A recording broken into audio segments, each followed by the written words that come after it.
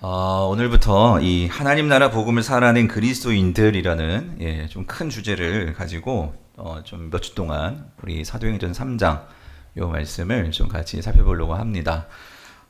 사도행전 3장 말씀을 한 번에 전하기는 좀 시간이 좀 내용이 너무나 귀한 좋은 내용들이 많아서 좀 나누어서 좀 보려고 하는데 오늘은 소제목으로 기도와 하나님의 나라, 기도와 하나님의 나라라는 제목으로 우리 하나님 말씀 같이 살펴보자 합니다. 성도님들, 이 사진 한번 보여주실래요? 이게 뭔지 아시겠죠? 뭐죠? 예, 세계 지도. 그래서 우리가 흔히 많이 보는 세계 지도입니다. 특별히 우리 대한민국 사람이라면 세계 지도 하면 다 요 모양 이렇게 우리가 많이 봤을 거예요.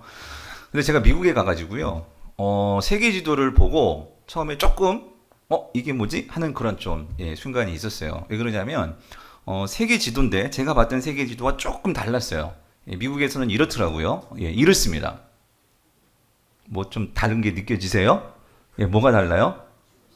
그러니까 저는 당연히 세계 지도 하면 우리 대한민국의 중앙에 이렇게 있는 게 세계 지도라고 생각했었는데 미국 사람들은 그렇지 않더라고요. 그래서 그렇구나. 그럴 수도 있겠다. 그렇게 생각을 했는데 뭐 자꾸 보다 보니까 뭐 그렇게 이상하다는 생각이 안 들더라고요. 근데 제가 세 번째 사진을 보여드리는데 이건 진짜 너무나 좀 달랐어요. 이상했어요. 자, 여러분 이 지도 보셨어요? 이게 뭐죠? 이거 세계 지도입니다. 세계 지도인데 어때요? 뭔가 좀 달라졌죠? 어떻게 달라졌어요?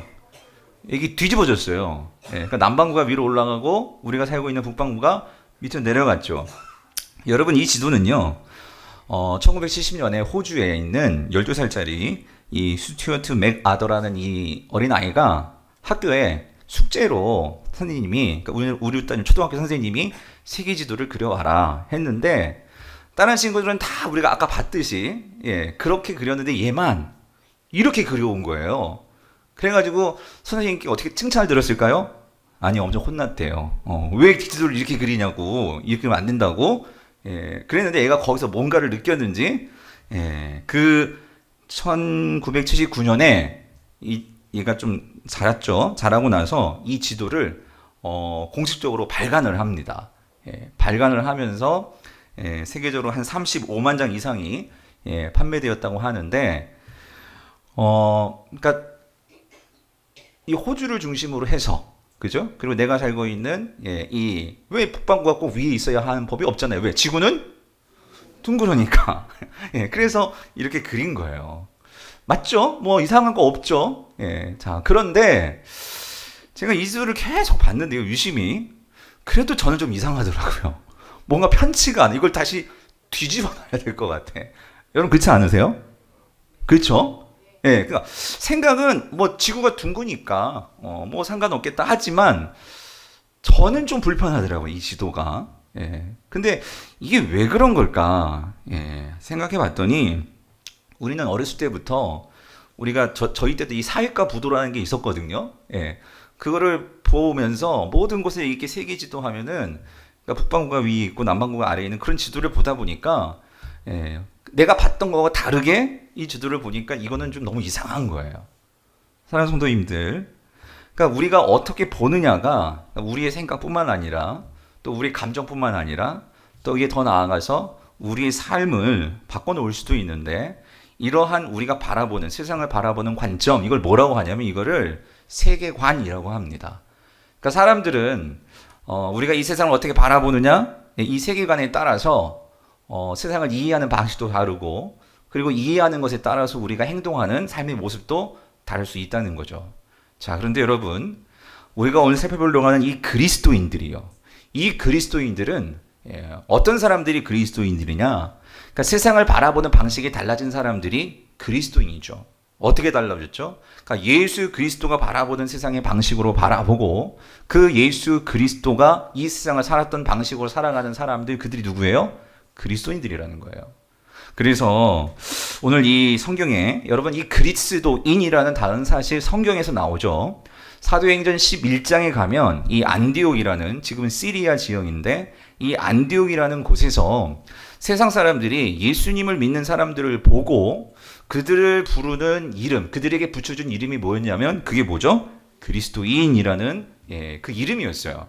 그래서 이 그리스도인은 헬라어로는 크리스티아노스 이 단어인데 크리스토스 이건 사람의 이름이죠. 그리스도죠. 물론 정확히 말하면 호칭이에요. 이 그리스도노스 하면 누구누구를 따르는 사람, 뭐 주의자 뭐 이렇게 해석이 될 수 있는데 즉 크리스티아노스 그리스도인이라는 뜻은 예수를 따르는 사람, 예수를 속한 사람 이런 의미를 가지고 있는 단어가 크리스티아노스 그리스도인이라는 뜻이죠. 그래서 우리가 1세기 당시에 세상 사람들이 이렇게 기독교인, 다시 말하면 그리스도인이라는 호칭을 불러준 것은 우리가 여기서 뭘 알 수 있냐면 세상 사람들이 바라보기에 그러니까 예수를 믿는 사람들은 예수를 따르는 사람들은 세상 사람들과는 분명히 다르게 세상을 바라보고 살았다는 거죠. 마치 우리가 아까 뒤집어 놓은 이 지도를 보는 것처럼 우리가 경험하고 우리가 살았던 방식과는 뭔가 다른 그런 삶을 살아가는 사람들이 있었는데 그게 그리스도인이다라는 말인 것입니다. 그래서 여러분 당시 그리스도인들 이들은 누구냐면 이들은요 자신을 믿는 사람들이 아니었어요. 나를 믿지 않고 그럼 누구를 믿죠? 예수 그리스도 하나님께서 구약에서 예언하신 그 예수 그리스도를 메시아로 믿고 그래서 그분이 하신 말씀과 뜻을 받아들임으로 예수처럼 생각하고 예수처럼 말하고 예수처럼 살았던 사람들 그들이 누구예요? 그리스도인들이라는 거죠. 그래서 그들은 점점 더 그렇게 살아가면서 누구를 닮아갈까요? 예수를 닮아가겠죠. 그리고 예수를 닮아가면서 그들은 예수님께서 예언하신 말씀, 생전에 주셨던 말씀, 이 말을 이루면서 살았다는 거예요. 그게 뭐냐면 요한복음 14장 12절 말씀인데 같이 한번 읽어볼게요. 시작. 내가 진실로 진실로 너희에게 이르노니 나를 믿는 자는 내가 하는 일을 그도 할 것이요 또한 그보다 큰 일도 하리니 이는 내가 아버지께로 감이라 해요. 성도님들, 이 말씀이 누구를 통해서 성취된다고요? 예수 그리스도가 아니라 이제 누구? 그리스도인들. 예수를 따르는 사람들 그들을 통해서 이 말씀이 성취가 되어진다는 거예요. 이거를 보여주는 내용이 오늘 사도행전 3장의 말씀이라는 거예요. 자, 오늘 본문의 사건은 여러분 우리가 너무나 잘 아는 사건이죠. 너무나 많이 들은 유명한 사건. 이 베드로와 요한이 성전으로 기도하러 가다가 이 나면서부터 걷지 못하는 이 안진뱅이를 고쳐준 이 기적의 사건. 이 사건은 우리가 다 한번 들어보셨죠? 들어봤는데 근데 여러분 이 기적이 사도행전 안에서는 중요한 의미를 갖고 있다는 거예요. 어떤 의미냐면 우리가 사도행전 지난주에 살펴봤지만 2장은요. 초대교회가 이 땅 가운데 드디어 시작되어지는 그 역사, 그 역사적인 그 사건이 사도행전 2장에 기록이 되어 있고 그 교회를 통해서 이제 이 그리스도인들을 통해서 이 하나님 나라가 이 세상 속에서 역사함을 이제 예수 그리스도가 아니고 이 그리스도인들을 통해서 직접적으로 나타나는 그 사건을 처음으로 보여주는 그 일이 뭐냐?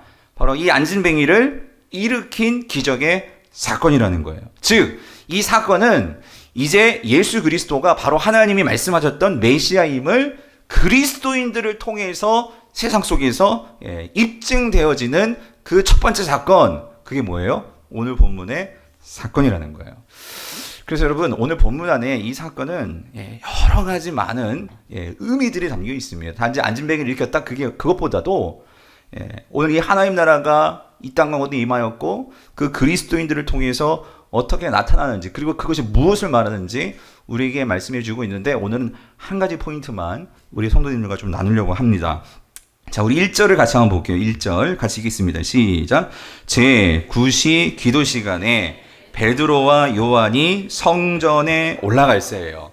자, 여러분 우리는요 이 1절을 그냥 지나쳐서는 안 돼요. 여기 1절에 아주 중요한 우리가 주목해야 될 아주 중요한 의미가 있는데 뭐냐면 이 사도행전을 기록한 이 누가는요 사실 우리가 사도행전은 누가복음과 사도행전 사이에 요한복음이 껴 있지만 사실은 누가복음과 사도행전은 이게 한 책이에요. 하나의 책이에요. 그래서 사실은 누가복음과 사도행전은 같이 읽어야 됩니다. 같이 읽다 보면 우리가 뭘 발견할 수 있냐면 누가복음에서 예수님이 어떤 기적과 어떤 사역들을 하시는 그 모습이 그대로 사도행전에서 누구를 통해서 이게 재현이 되냐면 누구를 통해서? 그리스도인들을 통해서. 그리스도인들을 통해서 그대로 재현되는 것을 우리가 볼 수 있다라는 거예요. 그래서 오늘 이 누가복음의 이 맥락과 사도행전에 이제 진행되어지는 이야기, 그 맥락에서 중요하게 연결점이 뭐냐면 누가는요, 특별히 오늘 이 안진뱅이가 일어나는 사건을 어떤 맥락에서 지금 보여주려고 하냐면 기도라는 맥락에서 보여주고 있다는 거예요. 자, 뭐요? 기도요, 기도. 왜 그러냐면, 자, 여러분 이렇습니다.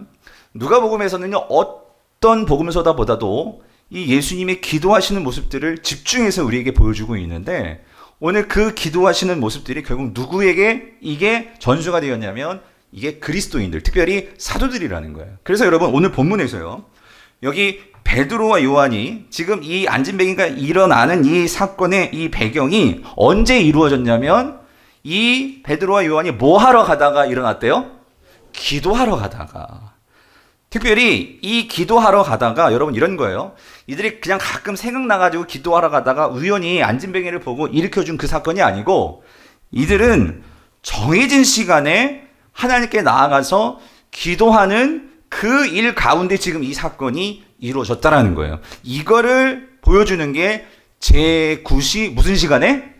기도 시간에 라는 부분이에요. 이거를 왜 굳이 누가가 기록해 놓고 있을까? 오늘 이 기도와 오늘 이 기적의 사건은 긴밀한 이 연관관계가 있다라는 거예요. 자, 그래서 사실 유대인들은 여러분 기도가 습관화된 사람이었어요. 하루에 3번씩 꼬박꼬박 기도하는 사람들이 유대인들이었어요.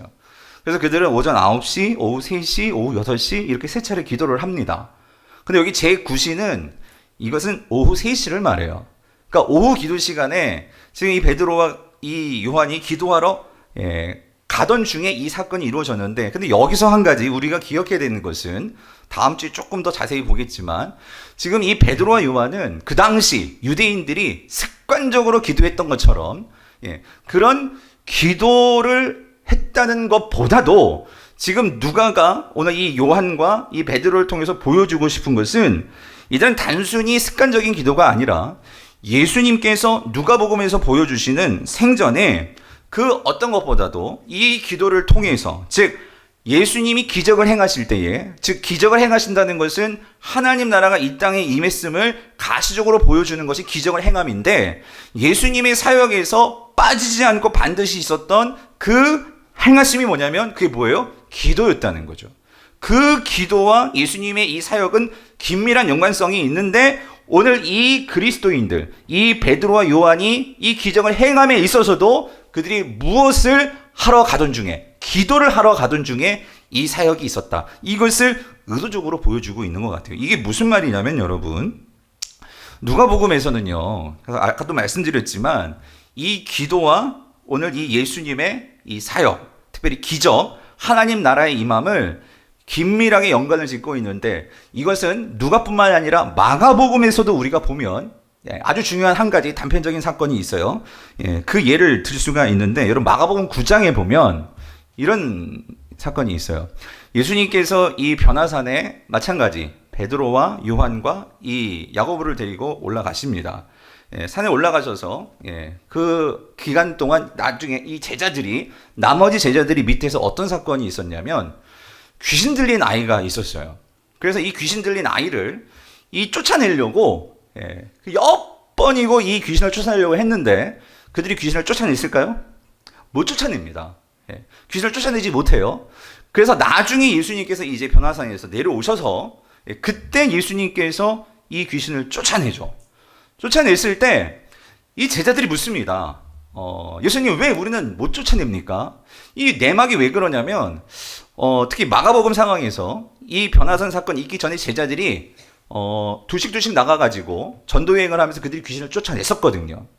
그랬는데 이 귀신 들린 예수님이 안 계실 때에 이 귀신 들린 아이를 쫓아내려고 했는데 그때는 쫓아내지를 못했다는 거예요. 그러니까 제자들의 입장에서 왜 우리는 안 되지? 이런 생각이 들겠죠.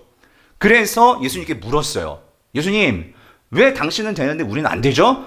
라고 물었을 때 주님께서 답을 주시죠. 마가복음 9장 29절 같이 읽어볼게요. 시작. 이르시되 기도 외에 다른 것으로는 이런 종류가 나갈 수 없느니라라고 말씀하시는 거예요. 무슨 말이냐면 예수님께서 제자들과 너하고 나하고 차이가 뭔지 아니? 간단하게 말씀하세요. 그건 뭐라고요? 기도라는 거예요. 기도. 그렇다면 여러분, 기도에 뭐가 차이라는 걸까요? 여러분, 제자들이 기도를 몰라서 이런 차이가 나는 것일까요? 아니에요. 제자들도 평소에 기도해야 되는 것을 알고 또 기도가 무엇인지 잘 아는 사람들이었어요. 그런데 예수님께서 그런데 기도 외에는 다른 것으로 이런 것이 나갈 수 없다라고 말씀하시는 이 의미는 무엇일까요? 우리가 그것은 누가복음을 보면 금방 알 수 있어요. 뭐냐면 여러분, 예수님은요, 그의 삶에서 정말 아무리 바쁘고 아무리 많은 사역이 있어도 예수님의 모든 사역의 우선순위는 뭐에 있었을까요? 기도에 있었다라는 거예요. 그래서 여러분, 누가복음 5장 15절 16절을 보면 이렇습니다. 예수의 소문이 더욱 퍼짐에 수많은 무리가 말씀도 듣고 자기 병도 고침을 받고자 하여 모여오되, 그런데 예수님은 어떡하죠? 물러가서 한적한 곳에서 뭐 하시니라? 기도하시니라는 거예요. 바쁘고 많은 사역이 있지만 예수님은 그 가운데서 반드시 만들어냈던 한 자리가 있었으니 그건 한적한 곳에서 뭐예요? 기도하는 거예요. 누가복음 6장 12절 13절에서도 이렇습니다. 이때에 예수께서 기도하시러 산으로 가사 밤이 새도록 하나님께 기도하시고 밝음에 그 제자들을 부르사 그 중에서 12를 택하여 사도라 칭하셨으니, 이제 12명의 제자를, 사도를 뽑아야 하는 중요한 일이 있어요. 근데 이 일을 하기 전에 예수님은 무엇부터 하셨다고요? 산에 가셔서 밤에 기도하셨다는 거죠. 밤이든지 새벽이든지 낮이든지 어떤 시간이든지 우리 예수님은 그 사역에 앞서서 그 가장 우선순위는 무슨 자리를 만드는 거? 기도의 자리를 만드는 거. 그 일을 하셨다는 거예요.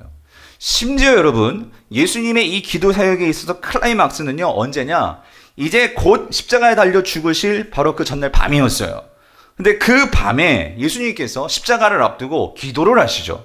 어떻게 기도를 하시죠? 누가복음에서는 이렇게 말하고 있어요. 그 땀방울이 뭐가 될 정도로? 핏방울이 될 정도로 그렇게 간절히 기도하셨던 것이 바로 겟세마네 동산에서의 기도였죠. 자, 그런데 여러분, 이때 한 가지 주의할 것은 뭐냐면 이 마지막 겟세마네 동산에서 기도할 때에 예수님은요, 여러분 보통 예수님은 기도를 갈 때 혼자 가셨어요. 예, 그 하나님과 그 친밀한 그 연합의 이 시간을 그 누구에게도 방해받고 싶지 않아서 혼자 가시는데, 이 겟세마네 동산에 마지막으로 기도를 가실 때는요, 제자들을 데리고 가셨어요. 누구? 베드로, 요한, 야고보를 데리고 가셨어요. 예, 그리고 그들에게 말씀하시죠. 나를 위해서 기도를 좀 해줘. 예, 부탁을 하셨어요. 자, 근데 여러분, 그렇게 부탁을 하셨는데 이 제자들이 뭐 했죠? 어떻게 잘 아세요? 예, 잠을 잤어요. 그래서 그때 예수님께서 베드로에게 주신 말씀이 있어요. 여러분, 마태복음 우리 26장 40절 41절인데 이거 같이 한번 읽어볼게요. 시작. 제자들에게 오사 그 자는 것을 보시고 베드로에게 말씀하시되 너희가 나와 함께 1시간도 이렇게 깨어 있을 수 없더냐? 시험에 들지 않게 깨어 기도하라고 말씀하시는 거예요. 자, 여러분, 쭉 이제 복음서들을 좀 살펴봤는데, 성도님들, 왜 예수님은 이 십자가를 앞두고 그 마지막에 이 기도를 하시는 것일까요? 그리고 예수님은 왜 제자들에게 시험에 들지 않으려면 깨어서 기도해야 한다라고 예수님께서는 왜 이 말씀을 하시는 것일까요? 그것은 예수님에게 있어서 여러분, 기도는 도대체 무엇이었을까요, 여러분? 단지 그냥 나의 어떤 바람을 하나님께 청구서 내미는 것 같은 그게 기도였을까요, 여러분? 그건 아닌 것 같아요. 그렇다면 예수님은 피곤하고 바쁘고 예수님의 사역을 보면 정말 정신없고, 그런데도 아침이든지 밤이든지 그 기도의 자리에 나가시는 그 예수님의 이유는 뭘까? 여러분, 예수님에게 있어서의 기도는요, 그러니까 이 땅에서 하나님 나라를 경험하는 하나님과의 교제이고, 그 하나님으로부터 힘과 위로를 얻는 은혜의 시간이 바로 기도의 시간이었다라는 거예요. 예수님은 평소에 이 기도를 통해서 이 땅에서 예수님 당신이 하나님과 동행하며 그리고 예수님이 하나님 안에 계시고 하나님이 내 안에 있음을 그리고 그 하나님의 인도를 받는 것이 구체화되어지는 자신의 삶을 통해서 예수님이 경험하고 또 그것이 드러나는 그 순간이 기도의 시간이었다는 거예요. 그래서 여러분, 예수님은 여러분 이제 마지막 겟세마네 동산에서 이 기도를 하시고 십자가에 달려 죽으세요. 이 제자들을 떠나가십니다. 그 마지막 순간에 이 제자들에게 예수님이 이 땅에서 경험하셨던 가장 좋은 것을 가르쳐 주고 싶으신 거예요. 오늘 이 베드로와 요한과 이 야고보가 아니 다른 모든 제자들도 오늘 이들이 이 땅을 살아가면서 과연 하나님과 동행한다는 게 뭐냐? 하나님과 함께 하나님 그 안에 거한다는 게 뭐냐? 정말 이들에게 그것을 가르쳐 주고 싶으신 거예요. 그래서 예수님은 그날 그 어떤 때보다도 예수님 당신이 힘든 십자가를 앞두고도 있어서도 그렇겠지만 그 간절한 기도를 제자들에게 보여주고 계시는 거예요. 왜냐하면 여러분 기도는요, 다시 말씀드리지만 오늘 이 제자들이 기도를 모르는 게 아니죠. 하지만 오늘 예수님이 말씀하신 거, 이러한 이 놀라운 일은 기도 외에는 이루어질 수 없어 라고 말씀하시는 것은 그들이 기도를 모른다, 기도를 안 한다, 그런 이유보다도 무엇을 예수님께서 말씀하시냐면 이 기도를 통해서 내가 하나님과 동행하고 이 기도를 통해서 내가 하나님 안에 거하고 이 기도를 통해서 하나님과 내가 이 삶을 동행하는 그것이 무엇인지를 이 제자들은 모른다는 거예요. 주님께서는 그거를 이들에게 가르쳐 주고 싶으신 거예요. 사랑하는 성도님들, 오늘 저와 여러분들도 기도를 모르는 성도도 없잖아요. 우리가 기도를 해야 되는 거 누구나 다 알잖아요. 그런데 우리가 의식적으로 우리가 어떤 상황이든지 기도를 해야 되는 건 아는데, 그런데 여러분 이거요. 여러분 도대체 기도가 뭐냐는 거예요. 기도라는 것은 내 삶 가운데에 하나님의 자리를 만들고 그 하나님의 자리를 하나님이 오시도록 내가 내어드림으로 인해서 그 하나님을 가시적으로 내가 생각하고 그 하나님과 교제하기 위해서 그리고 그 하나님과 동행하기 위해서 내가 이 땅에서 행하는 지극히 영적인 일이 뭐예요? 기도라는 거죠. 우리가 그것을 경험함으로 내 삶에서 그 하나님이 나를 다스리시고 나를 통치하시고 내 삶 가운데 임하시는 이 하나님의 자리를 마련함으로 나의 삶에서 실제로 내가 하나님과 동행하고 있고 내가 함께 하나님과 정말로 생각하고 있고 내가 그 하나님과 인도함을 내가 정말로 경험하게 되는 거, 그리고 이것을 경험하여서 시험을 이길 수 있는 믿음을 얻게 되는 거, 이 경험이 되어질 때 그게 진정한 뭐예요? 기도라는 거죠. 기도. 예수님의 삶에서는 이 기도가 있으셨다는 거예요. 그러므로 예수님에게 있어서는 기도는 어떤 짐도 아니고, 예수님에게 있어서는 내가 피곤하다고 해서 이 기도가 짐으로 느껴지는 것이 아니고, 예수님에게 있어서는 아무리 바쁘다고 이 기도가 나의 발목을 잡는 그런 시간도 아니고, 이 기도는 뭐예요? 내가 사는 힘이죠. 내가 이 땅에서 그 하나님으로 인해서 내가 왜 살아야 하는지, 그리고 내가 힘들 때 내 마음을 아릴 수 있는 그 하나님과 함께 할 수 있는 그 시간이 기도라는 거죠. 그래서 여러분 베드로는요, 어떻게 이렇게 한 시간도 기도하지 못해? 라고 말하는데도 이들은 하나님과 함께 한다는 것이 무엇인지를 기도를 통해서 모르는 거예요. 기도를 통해서 내가 청구서를 낼 줄은 알지, 그 기도를 통해서 내가 하나님 안에 거하고 그리고 그 하나님이 내 속에 거하는 이 하나님과의 친밀한 연합으로서의 기도까지는 이들은 모르는 거예요. 그러니까 뭐하죠? 자는 거예요. 그랬을 때 베드로는요, 훗날 그가 이 기도에서 실패했을 때, 여러분 베드로는 그날 예수님께서 분명 말씀하셨죠. 너 나 부인할 거야. 그렇죠? 그래서 주님은 시험에 들지 않게 깨어있어 기도했는데 그게 무슨 말인지도 몰랐고, 그리고 결국은 이 베드로는 그날 넘어집니다. 시험에 넘어집니다. 나 예수님 몰라요. 3번씩이나 부인을 합니다. 그것이 평생에 두고 그의 기억 속에 남아 있었던 것 같아요. 그리고 그때 왜 예수님께서 그렇게 간절히 기도하셨는지 그걸 아마 깨닫게 된 것 같아요. 훗날. 그랬을 때 베드로가 후에 그가 쓴 서신 베드로전서 5장 8절에서 뭐라고 그가 목회하는 성도들에게 그가 촉구합니까? 이렇게요. 근신하라, 깨어라. 너희 대적마귀가 우는 사자같이 두루 다니며 삼킬 자를 어떻게 해요? 찾나니. 예. 여러분, 우리가 어떻게 세상에서 세상을 이길 수 있을까요? 예. 여러분, 우리가 어떤 예를 들어서 나쁜 짓을 할 때도 여러분 우리가 그런 거 아니에요? 아무도 안 본다 생각하니까 우리가 그렇게 나쁜 일 하는 거 아니에요. 내 옆에서 누군가 나를 보고 있으면은요, 우리가 함부로 아무것도 못 봐요. 볼 거 안 보고 구분하겠죠. 그러니까 무슨 말이냐면 기도라는 것은 근신하라 깨어있으라 이 말은 기도하라는 말이거든요. 그렇게 기도하는 것이 결국 나의 삶 속에서 누구와 동행함을 누구가 나와 함께함을 깨닫게 만들고 경험하게 만들까요? 하나님이요. 하나님이 나와 함께 하신다는 것을 내 삶의 자리에서 그것을 내가 인식하고 깨닫게 훈련시키고 그렇게 만들어주는 그 통로가 뭐예요? 기도라는 거죠. 그래서 여러분 이거 우리가 좀 기억하셨으면 좋겠는데 여러분 그거 아세요? 예수님께서 성도들 너희들이 정말 그리스도인이라면 너희들이 정말 나를 따르는 나의 제자들이라면 여러분 그거 아세요? 우리에게 정해진 기도의 시간이 있다는 거 적어도 이 시간만큼은 기도해야 돼. 몇 시간? 몇 시간? 1시간. 여러분 오늘 보면 40절을 보세요. 마태복음 26장 40절 베드로에게 뭐라고 말씀하세요? 너희가 나와 함께 몇 시간도? 1시간도 이렇게 깨어서 기도하지 못하냐 말씀하셨어요. 여러분 성도는 적어도 우리의 목표 분량이 몇 시간? 1시간까지 기도했어요. 여러분 1시간 기도할 수 있으세요?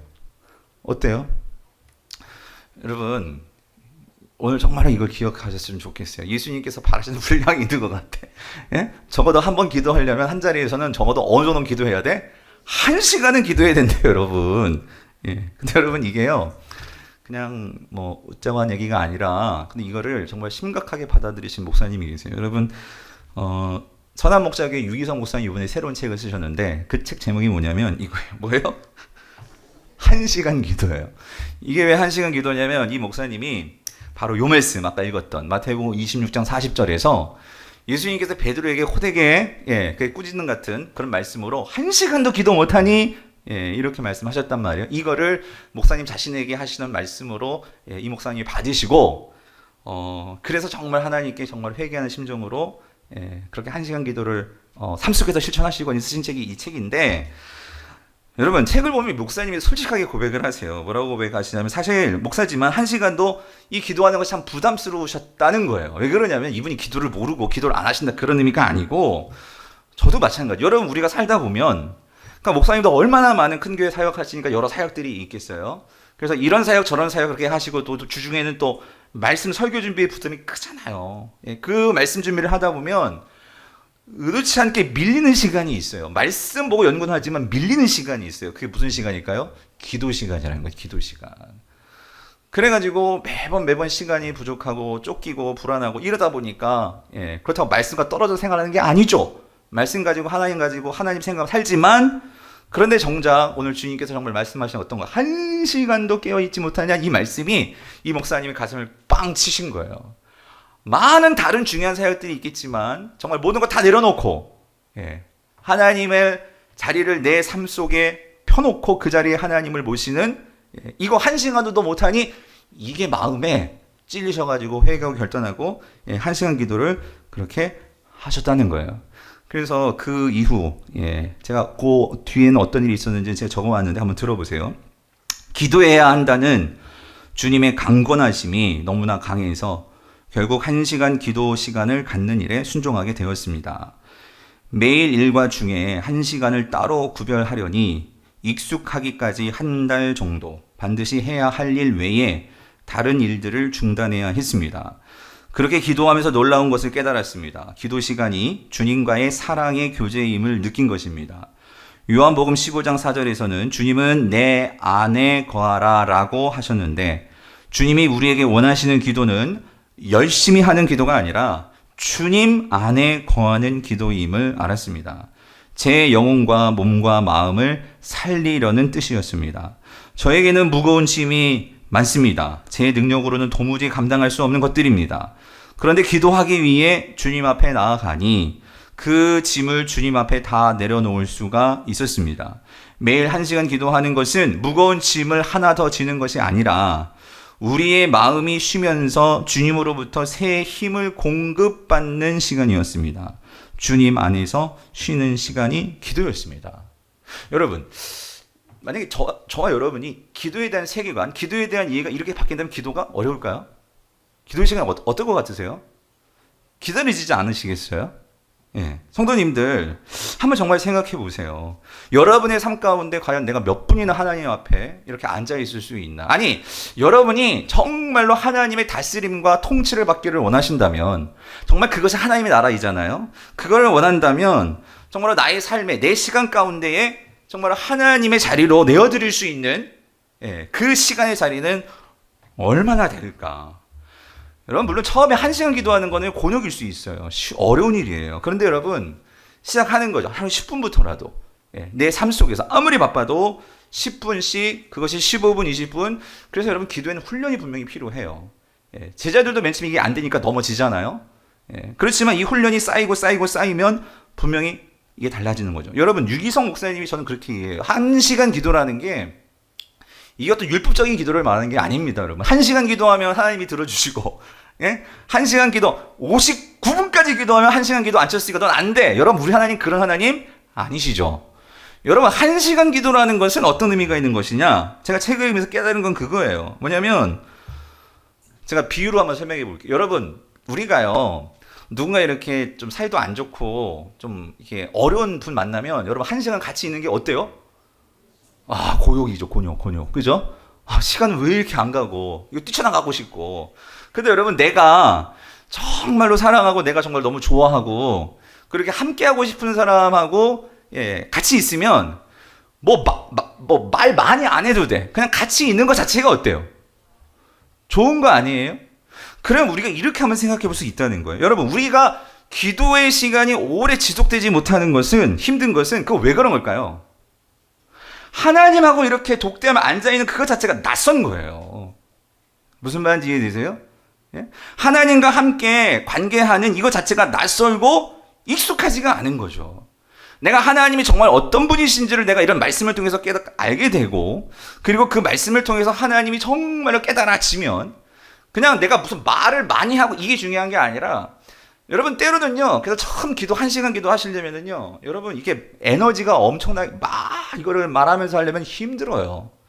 그래서 그 안에는요, 침묵 기도도 있고요, 조용히 하나님을 그냥 이렇게 생각하면서 앉아있는 그 시간, 그리고 또 하나님을 많은 사람들이 노래했어요. 그래서 찬양을 이렇게 부르는 그런 것들, 이게 다 들어가는 게 1시간 속에 들어갈 수 있는 거예요. 그럼 1시간, 이게 가능할 수 있다라는 거예요. 아멘이십니까? 예. 여러분의 삶에서 오늘 이 1시간의 기도, 그래서 여러분, 예수님이 왜 1시간도 그렇게 깨어있을 수 없더냐? 여러분, 이거는요, 예수님께서 베드로에게 책망한다라기보다도 저는 예수님이요, 이 베드로에게 정말로 가르쳐주고 싶은 거죠. 이 1시간의 기도가 얼마나 나의 삶을 새롭게 만들었는지, 오늘 예수님은 심지어 십자가를 질 정도로 하나님께 순종할 수 있도록 나를 변화시킨 그 이유가 있다면 그게 뭐라는 거예요? 기도의 자리였다. 이것을 주님께서 말씀하시더라는 거죠. 그래서 여러분, 이 제자들이요, 사도들이요, 이제 나중에 이제 비록 베드로가 넘어졌어요. 하지만 예수님이 십자가에 죽으시고 부활하시고, 그리고 이들이 성령의 체험을 받고 오순절의 성령의 강림을 정말로 경험하고, 이 사도들이 그리스도인들에게 그들이 강조했던 바가 무엇일까요? 오늘 이 초대교회가 세워지면서 그들이 가장 중요하게 여겼던 그 자리가 무슨 자리일까요? 여러분, 사도행전 2장 42절을 보세요. 뭐라고 말씀하세요? 그들이 사도의 가르침을 받아 서로 교제하고 떡을 떼며, 우리가 지난주에 봤죠? 초대교회가 가졌던 이 세 가지 모습 가운데, 근데 여기 보니까 뭐에 힘쓰라? 오로지 뭐 하기를? 기도하기를 뭐예요? 힘쓰니라. 사랑하는 성도님들, 오늘 베드로와 요한이 나면서부터 오늘 이 안진뱅이를 일으키는 이 기적의 역사가 그냥 우연히 일어난 게 아니라는 거예요. 이들이 정말로 하나님 앞에서 하나님과 동행하는 그 삶이 그들의 기도의 삶 속에서 있었고, 그들이 정말로 길을 걸어갈 때도, 그들이 정말로 무슨 일을 하더라도, 어떤 상황이든지 그들은 하나님과 동행할 때에 그들에게는 이 놀라운 기적이 그 가운데서 일어나게 되었다라는 거예요. 사랑하는 성도님들, 예수님은요, 이 제자들이 항상 오늘 이 하나님의 나라를 생각하고 그들이 기도를 통해서 이 하나님의 나라를 항상 바라볼 수 있도록 주님은 그렇게 가르쳐 주셨어요. 사실 그게 뭐냐면 주기도문이죠. 여러분, 주기도문 지난주도 말씀드렸지만 오늘 예수님께서 주기도문 문구 하나하나는요, 그 하나님 나라를 이 제자들이 잊지 않도록, 그래서 여러분, 기도와 하나님 나라는 뗄래야 뗄 수 없는 그런 관계에 있음을 주님은 끊임없이 그의 삶으로, 가르침으로 보여주셨다는 거예요. 그래서 여러분, 주기도문 있잖아요. 여러분, 주기도문을요, 이렇게 꼭 생각하지는 마세요. 꼭 우리가 어떤 무슨 마침, 예배를 마치거나 무슨 모임을 마치거나 그럼 뭘 하죠? 주기도문을 하는데, 여러분, 그거 정말 우리가 좀 생각해 볼 필요가 있어요. 여러분, 우리가 주기도문을 왜 하냐고. 여러분, 주기도문은요, 사실 마침 기도를 하는 게 아니고요. 예수님께서 원하시는 주기도문은 매일매일 우리의 이 1시간 기도 안에 들어있기를 원하는 기도가 뭐예요? 주기도문이에요. 그 주기도문을 통해서 우리의 삶에서 하나님의 그 뜻이 우리 가운데 임하는, 그래서 여러분, 이거 한번 잘 생각해 보세요. 기도 자체가 뭐죠? 나의 삶 속에 하나님의 자리를 만들어 놓고 하나님의 임재를, 하나님의 통치를, 하나님의 다스림을, 여러분, 하나님의 나라가 뭐예요? 하나님의 다스림, 하나님의 통치가 하나님의 나라잖아요. 우리가 그토록 이번에 수련회에서 부르짖었던 게 하나님 나라가 임하게 하여 주시옵소서.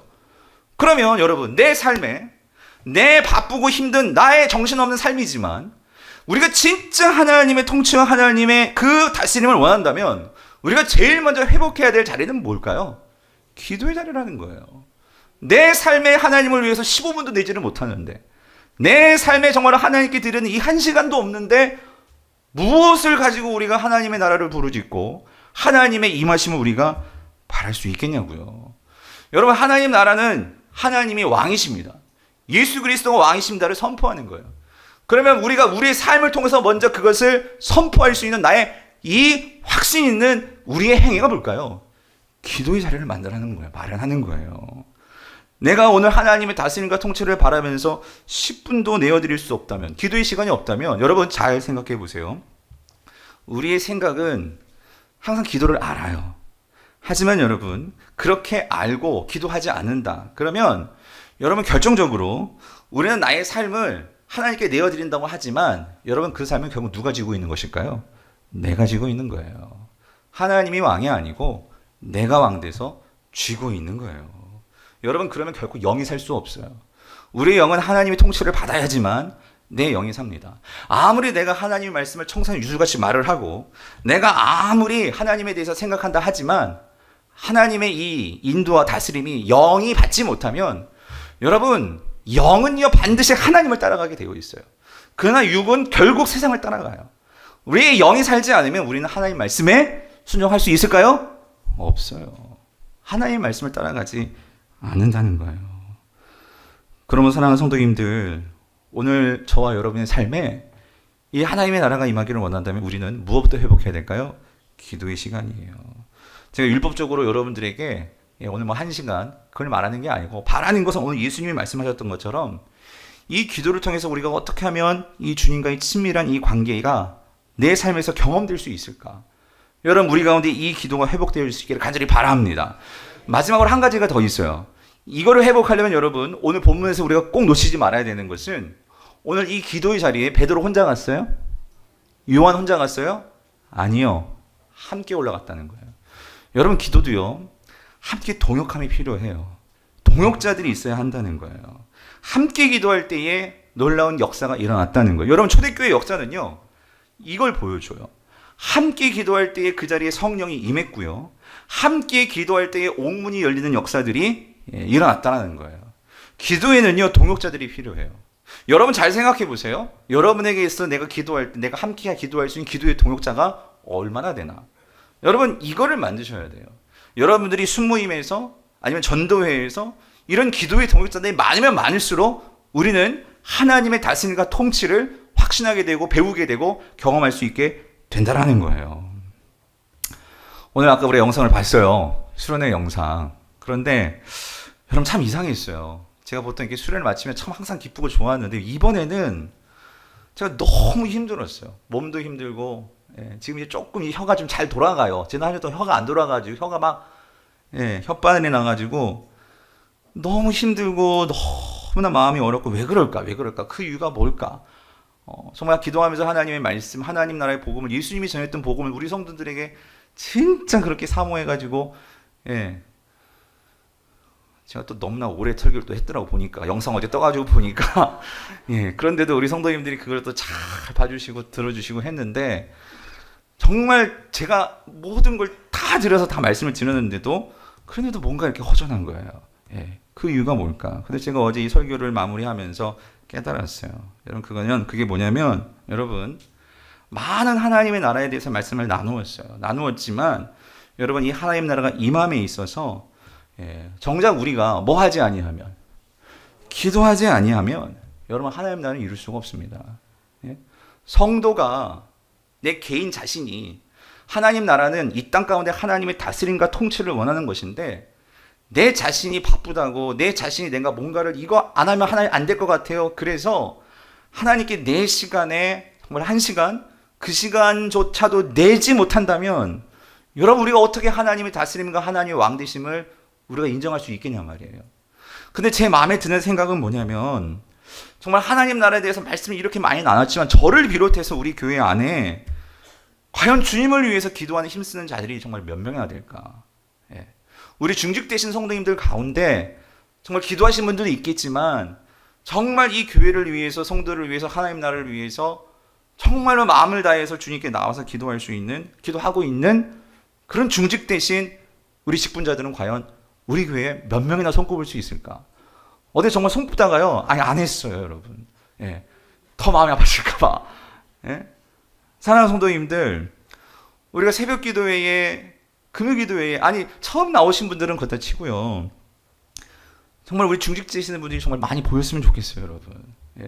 우리가 아무리 하나님 나라를 외치고 우리가 그 나라를 세우자고 막 부르짖는다 할지라도 오늘 주님께서도 정말 그토록 제자들에게 그 마지막에 가르쳐주고 싶었던 것은 기도라면 오늘 우리가 정말로 무엇에 힘써야 될지 그리고 또 한 가지 더 가슴 아픈 것은 기도를 한다 할지라도 근데 만약 우리의 기도가 또 하나님께서 주님께서 말씀하신 것처럼 너희는 먼저 그의 나라와 그의 의를 구하라 그리하면 이 모든 것을 내가 더 더해 줄게 라고 주님께서 말씀하시지만 우리의 기도라는 것이 그냥 내 생각에만 머물고 내 뜻에만 머물고 그런 기도라면 근데 여러분 한 가지 그렇게 하는 기도가 안 하는 기도보다는 낫습니다. 그렇지만 여러분 이것 꼭 기억하셔야 돼요. 그 기도는 능력이 없어요. 오늘 베드로와 요한이 다음 주에 보이지만 그의 능력이 나왔던 기도는 하나님 나라를 구하는 기도를 그들이 했다라는 거예요. 사랑하는 성도님들 참 이런 점에서 여러분이 잘못했다 그걸 말하는 게 아니라 저부터 많은 회개를 했어요. 이 모든 책임은 결국 누구에게 있는 거냐? 여러분 그건 담임 목사에게 있는 거예요. 제가 리더로서 더 많이 기도하지 못했고 그리고 우리 성도들에게 이런 부분에서 모범이 되어서 성도들을 이끌고 내가 정말로 가르치지 못하고 내가 한 것이 나의 죄였구나. 나의 잘못이었구나. 이게 깨달아지니까 그래서 하나님께서 나를 이렇게 이번 주 동안 많이 힘들게 하신 거구나. 그 생각이 드니까 참 마음이 아팠지만 어제 그 이유를 알아서 또 감사했어요. 사랑하는 성도님들 약속합니다. 저 또한 기도의 시간을 늘려갈 거고요. 그리고 또 한 가지는 교회적으로도 오늘 여러분들께 당부하는 것은 우리 중직되신 성도님들 이 교회를 정말로 사랑하시고 하나님 나라를 위해서 여러분들이 서기를 원하신다면 특별히 공적인 기도에 힘써 주시기를 바랍니다. 그래서 이 시간 선포하는데 금요 기도회만큼은 좀 사명감을 가지시고 여러분들이 나오셔서 기도하셨으면 좋겠어요. 그래서 저도 이 시간 말씀드리는 것은 어떻게 하면 더 우리가 금요 기도회에 많은 분들이 참여할 수 있을까? 시간적으로 부담이 되시는 분들도 있으실 거예요. 그래서 반드시 10시 반에 맞출 거예요, 이제는. 10시 반에 맞추고, 그리고 제가 분명히 약속드리는 것은 그 금요 기도 시간에 1시간 기도 분량을 꼭 만들 거예요. 그래서 1시간은 기도할 수 있도록. 그래서 기도가 힘드신 분들, 금요 기도에 나오시면은 1시간 기도로 여러분들이 이것을 익숙하게 되면 여러분의 기도 시간이 늘어날 줄 믿습니다. 그래서 1시간 10시 반에 마치면 그 이후로는 더 기도하실 분들은 자유롭게 기도하실 수 있도록 여러분 그렇게 금요 기도회를 인도해 나갈 거고요. 그리고 여러분 각자는 다시 한번 도전해요. 하루 10분 시간 꼭 내십시오. 식사 기도 시간 말고 여러분이 정해진 시간에 정해진 자리에서 10분부터 시작을 하시는 거예요. 그래서 내 삶에서 하나님의 통치와 다스림이 임하는 자리를 여러분이 꼭 만드시기를 바랍니다. 아울러서 마지막 한 가지 우리가 올해에 그 70인 기도 용사로 헌신하신 분들이 계실 거예요. 다른 새벽 기도는 힘들어도 그리고 다른 새벽 기도는 또 거리가 멀어서 집에서 하시더라도 여러분 월삭 새벽 기도회 첫날 첫날 이 새벽 기도회는 여러분 같이 나오셔서 교회를 위해서 또 우리 고통받는 성도들을 위해서 그리고 얼마나 많은 이 나라의 현안들이 있습니까? 기도를 할 수 있는 저와 여러분들이 수 있기를 간절히 바랍니다. 말씀을 맺겠습니다. 이제 다음 주부터 2학기가 시작이 됩니다. 우리 순모임에서도 그렇고 우리가 정말 이 기도하는 데 힘써서 오늘 저와 여러분의 삶 속에 이 하나님의 나라가 정말로 임하는 것을 우리가 먼저 경험하는, 그리고 그것이 이제 다음 주에 정말로 그 안진뱅이, 그 연약하고 불쌍한 자에게 흘러가는 역사가 저와 여러분의 삶 속에서도 일어날 수 있게 되기를 간절히 바랍니다. 오늘 이 말씀 생각하면서 우리 이 찬양과 같이 기도합시다. 우리 함께 기도해. 오늘 이 찬양의 결론, 이 설교의 결론으로 이 찬양 함께 하고 기도하겠습니다. 우리 함께 기도해. 주 앞에 나와 무릎 꿇고 긍휼 베푸시는 주 하늘을 향해 두 손 들고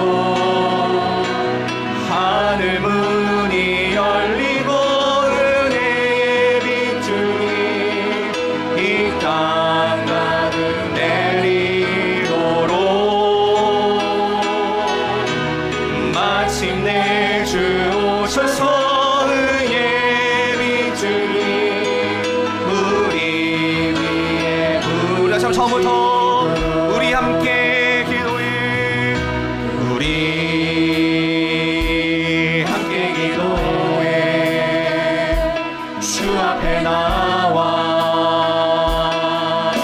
무릎 꿇고 긍휼 베푸시는 주 하늘을 향해 두 손 들고 하늘 문이 열리고 하늘 문이 열리고 은혜의 빗줄이 이 땅 가득 내리도록 마침내 주 오셔서 마침내 주 오셔서 은혜의 빗줄이 우리 위에 오늘 우리에게 이 은혜를 주셔 하늘 문이 열리고 하늘 문이 열리고 은혜의 빗줄이 이 땅 가득 내리도록 마침내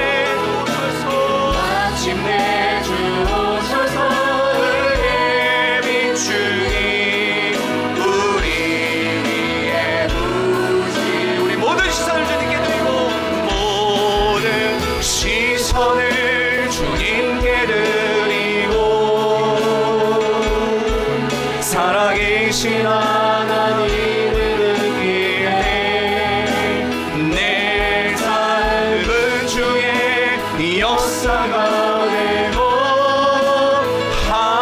하나님이 일하기 우리의 기도를 통해 모든 시선을 주님께 드리고 시선을 주님께 드리고 전능하신 하나님 하신 하나님을 느끼네. 세상은 주의 나라가 되고 하나님이 일하기 시작 우리 나의 삶 속에 하나님이 일하기 시작하네. 하나님이 일하기 우리가 이 믿음을 갑시다. 하나님이 일하기 시작하네. 하나님이 일하기 시작하네. 우리 사랑하는 성도님들 주님 내 삶에 하나님의 자리를 만들지 못했던 것부터 회개합시다. 하나님 내가 바쁘다고 힘들다고 하나님의 나라 하나님 통치를 바라면서도 내 삶에 10분도 되지 못했던 나의 이 믿음 없음을 용서하여 주시옵소서. 하나님 매일매일 하나님을 잊지 않는 삶을 살 수 있도록 우리 가정이 이 교회가 진정으로 하나님의 다스림을 받고 하나님의 은혜 속에 거하며 그 하나님과 동행하는 삶을 살기로 원하오니 주여 이 기도를 통해 하나님 나라가 내 삶에 임하게 하여 주시옵소서. 주님이 이 기도를 통해서 하나님과 동행하고 하나님과 친밀해지는 나의 신앙이 내가 깨달아 줄 수 있도록 성령님 나를 도우시고 함께 해달라고 우리 말씀을 생각하면서 동성으로 함께 기도하시겠습니다. 아버지 하나님 아버지 하나님 모든 사랑하는 모든 성도들의 삶에 아버지 하나님 오늘 주님을 생각하는 아버지 하나님, 주님의 나라와 내 삶 가운데 두는 이 기도의 자리가 먼저 회복될 수 있게 도와주시옵소서. 하나님 아버지, 정말 하늘문이 열리고 나의 삶 가운데 들어오셔서 주님, 나를 다스리시고 인도하시는 그 하나님을 보게 하여 주시옵소서. 나의 모든 문제 하나하나 우리가 기도의 자리로 나아가 하나님께 이런저런 나의 모든 것들을 내어놓고, 무겁고 수고하고 무거운 짐진 자들아 다 내게로 오라, 내가 너희를 쉬게 하리라 말씀하실 주님, 오늘 우리가 주님 앞에 나아가 내 짐 대신 지어주시는 그 하나님을 보게 하여 주옵시고, 하나님께서 우리의 인도하시며 나의 길을 아버지 피할 길을 주시며 하나님 인도하시는 그 주님을 경험하는 우리 모든 성도들 될 수 있도록 은혜 베풀어 주시옵소서. 하나님이여 한 시간도 깨어있지 못하더냐. 오늘 주님께서 말씀하셨던 말씀이 오늘 박유한 목사에게 주는 말씀이고, 하나님 우리 중직자들에게 주는 말씀인 것을 우리가 준엄하게 받게 하여 주셔서, 하나님 아버지, 우리 모든 성도들 이 학기를 시작하며 우리의 순모임과 당회와 모든 전도회와 아버지 모든 기관기관들이 주님 기도하는 일에 힘을 수 있도록 주님 역사하여 주시옵소서. 함께하여 주시옵소서. 아버지 하나님, 정말 주님은 우리와 함께 하기를 그렇게 원하시는데, 주님은 우리를 도와주기를 그렇게 원하시는데, 우리는 생각으로는 기도한다 하지만, 주님이 왕이시다고 입술로는 고백은 하지만, 정작 우리는 작은 내 10분 주님께 내어드리는 것부터 내가 모든 것을 쥐고 있는 우리의 모습을 보게 하여 주시니, 주님 오늘 이 시간 회개합니다. 우리 모두 다시 한번 내 삶의 진정한 주인은 주님이시기에 우리 시간 가운데 오셔서 주님과 함께 하며 주님의 음성을 들으며 공동체적으로 주님의 음성에 순종하는 우리 모든 교회 될 수 있도록, 우리 강북교회 될 수 있도록 주님 축복하여 주시옵소서. 그래서 우리 사랑하는 성도들, 많이 힘들고 많이 버겁고 많은 무거운 짐들이 우리 삶 가운데 드리워져 있습니다. 그러나 하나님 아버지, 오늘 예수 그리스도에게 그 무거운 십자가가 하나님 아버지 그 모든 것들을 넉넉히 짊어지고 골고다로 올라갈 수 있었던 것은 오늘 예수 그리스도 그 하나님이 동행하심을 믿기 때문인 것을 확신합니다. 우리 사랑하는 성도들도 기도를 통해서 내 짐 지어주시고 나와 함께 동행하시며 나의 삶 속에서 함께 나가시는 우리 주님을 보게 하시고 경험하게 하시고, 오늘 이 믿음의 능력들이 우리 모든 성도들의 삶에서 나타날 수 있도록 축복하여 주시옵소서. 감사를 드리옵고 예수님의 이름으로 기도드립니다. 아멘.